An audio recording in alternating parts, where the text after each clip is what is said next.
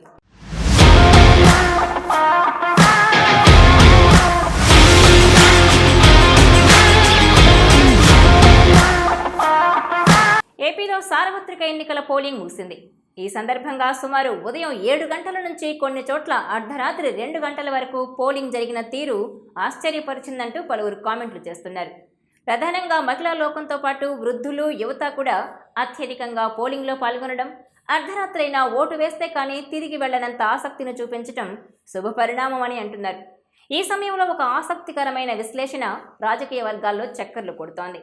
ఇందులో భాగంగా ఈ ఎన్నికల్లో ప్రధానంగా రెండు జిల్లాల్లో ఏ పార్టీకి ఎన్ని సీట్లు వస్తాయనే దానిపై గెలుపోటములు ఆధారపడి ఉంటాయనే చర్చ ఆసక్తికరంగా మారింది.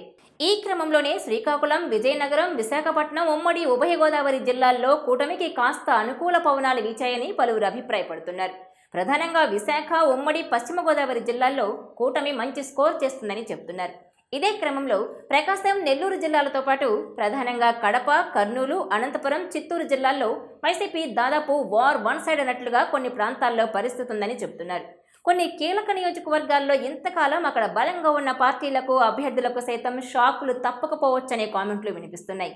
ఈ సమయంలో రెండు నియోజకవర్గ ఓటర్ల నాడి ఇప్పుడు కీ రోల్ పోషించబోతోందని అంటున్నారు. విశ్లేషణలు వినిపిస్తున్నట్లు కొన్ని జిల్లాల్లో కూటమి, మరికొన్ని జిల్లాల్లో వైసీపీ బలంగా పర్ఫామ్ చేశాయని చెబుతున్న నేపథ్యంలో కృష్ణా, గుంటూరు ఉమ్మడి జిల్లాల ఓటర్ల అభిప్రాయం ఇప్పుడు ఏపీలో అధికారంలోకి ఎవరొస్తారనే విషయాన్ని డిసైడ్ చేయబోతోందని చెబుతున్నారు. ఒక మాటలో చెప్పాలంటే ఈ రెండు జిల్లాలు ఈసారి గేమ్ చేంజర్లుగా మారబోతున్నాయనే విశ్లేషణ తెరపైకి వచ్చింది. దీంతో అమరావతి రాజధాని అంశం కూడా కీలకం కాబోతుందనే కామెంట్లు వినిపిస్తున్నాయి. ఈ రెండు జిల్లాల్లో వచ్చే మెజారిటీ కూడా రాజధాని విషయంలో ఈ రెండు ప్రాంతాల ప్రజానీకం అభిప్రాయం తేట తెల్లమయ్యే అవకాశాలున్నాయని అంటున్నారు.